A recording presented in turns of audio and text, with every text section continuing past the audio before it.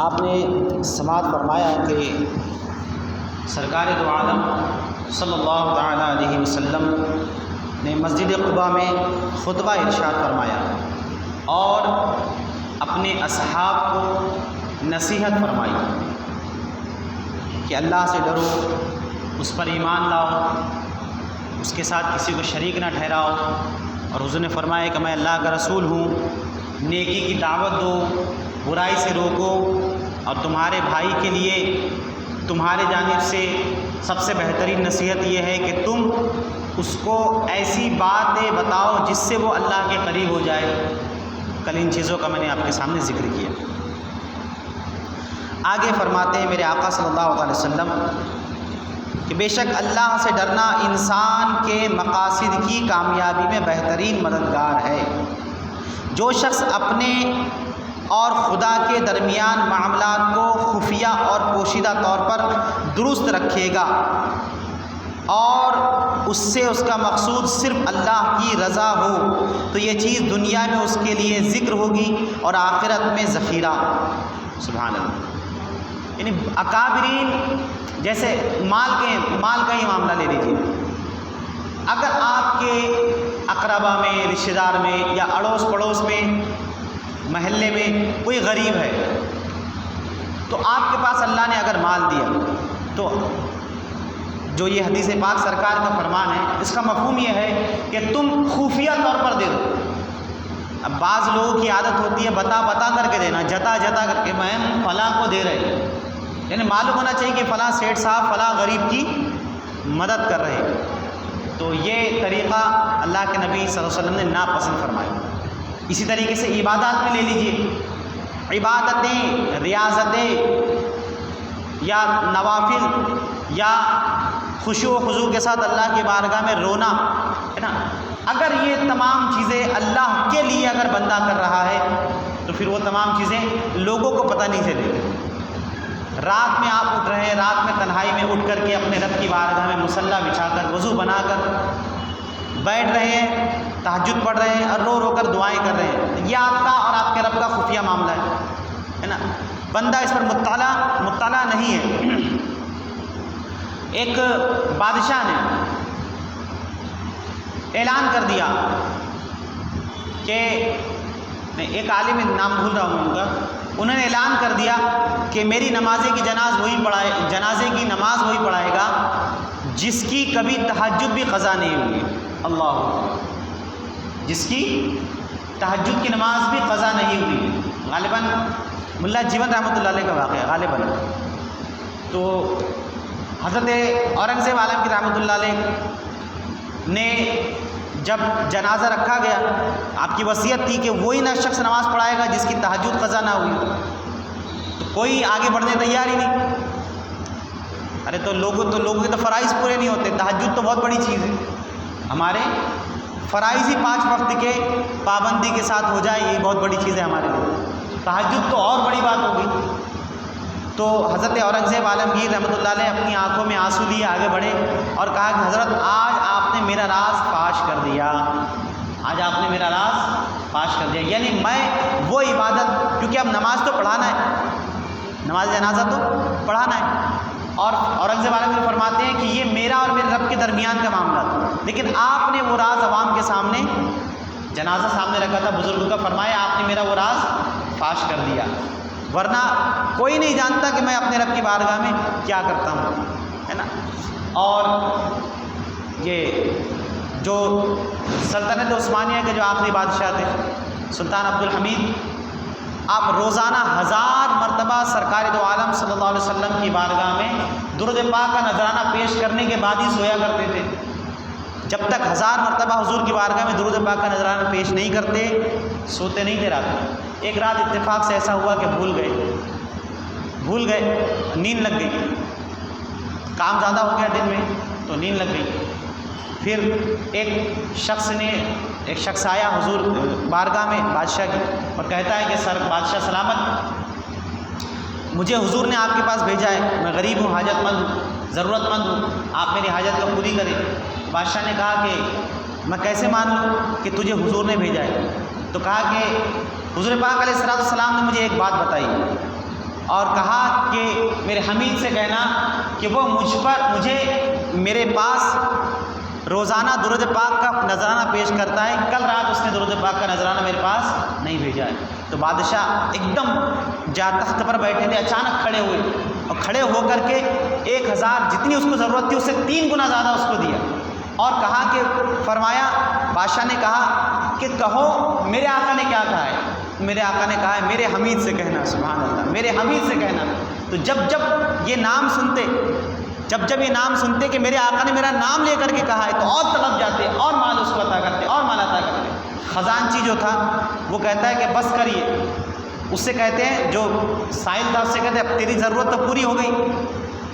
تو وہ کہتا ہے بادشاہ سلامت کہ اگر یہ مجھ سے میری پوری سلطنت بھی مانگ لیتا، میری پوری دولت مانگ لیتا نا، اس کو میں دے دیتا، صرف اس بات پر کہ میرے آقا نے میرا نام لے لیا۔ سبحان اللہ، ایسے عاشق رسول تھے سلطنت عثمانیہ کے جو بادشاہان تھے، تبھی اللہ نے اتنی بڑی حکومت ان کے اختیار میں دیا تھا۔ اورنگزیب عالمگیر رحمۃ اللہ علیہ جو اکھنڈ بھارت کے بادشاہ تھے، کیسے تھے؟ رات میں تہجد گزار تھے، متقی پرہیزگار تھے، عالم دین تھے، ولی کامل تھے، اور باشرہ تھے، اور قانون نافذ کرنے والے تھے، خود بھی دین پر سختی سے عمل کرتے تھے اور امت مسلمہ کو بھی دین پر عمل کرایا کرتے تھے۔ اس معاملے میں سخت تھے، دین کے معاملے میں، اور انسان دینی شریعت کے معاملے میں سخت ہونا بھی چاہیے۔ دین شریعت کے معاملے میں خود عمل کرنے والا ہو اور خود کے ساتھ اپنے اعزاء اقربا بالخصوص اپنے قریبیوں کو، رشتہ داروں کو عمل کرانے والا ہو۔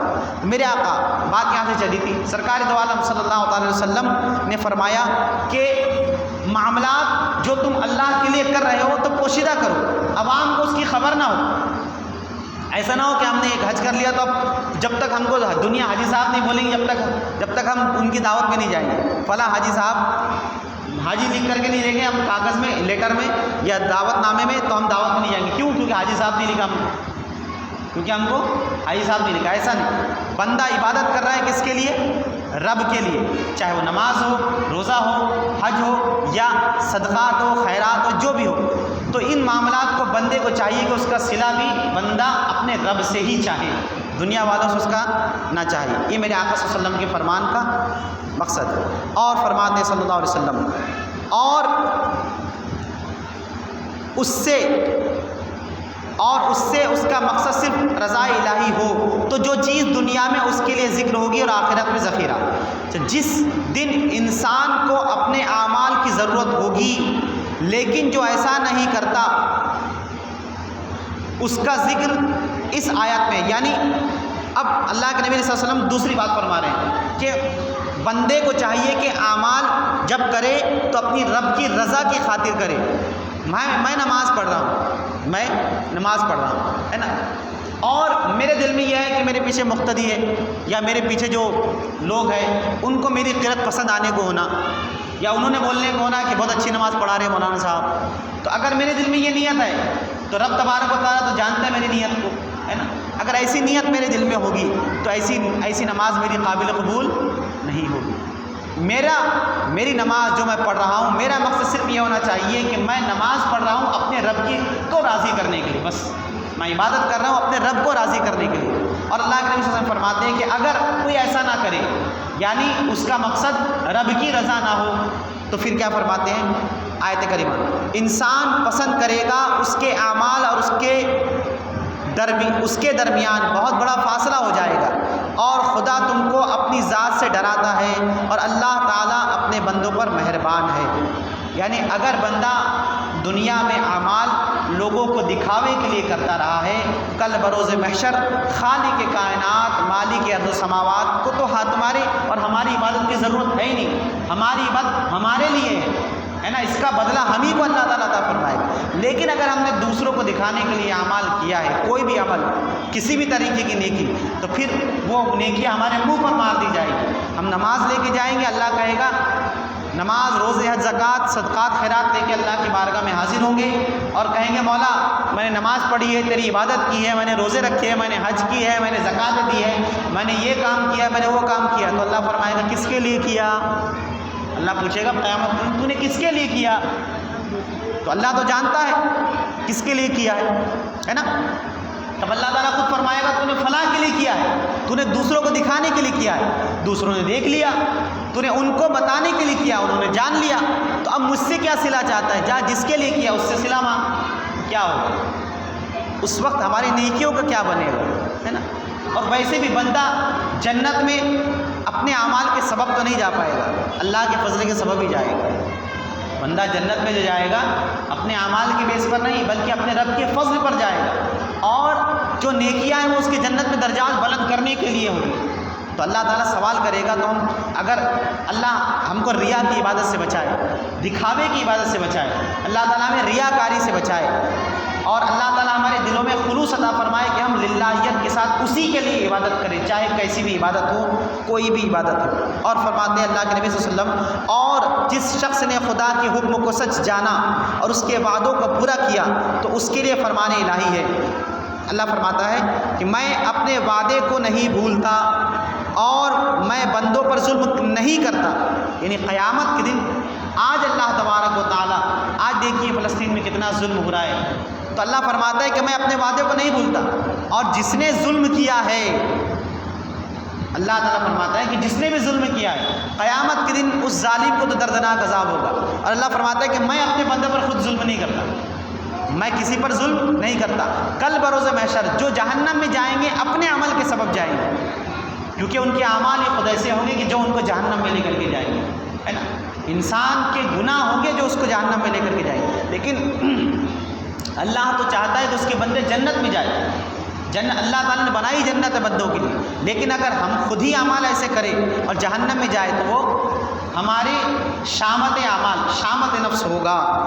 اور خطبہ طویل ہے، انشاءاللہ باقی خطبہ کل سماعت فرمائے۔ اللہ تعالیٰ ہمیں دکھاوے کی عبادت سے بچائے، اللہ تعالیٰ ہمیں ریاکاری سے بچائے، اللہ تعالیٰ ہمیں خلوص عطا فرمائے للہیت کے ساتھ۔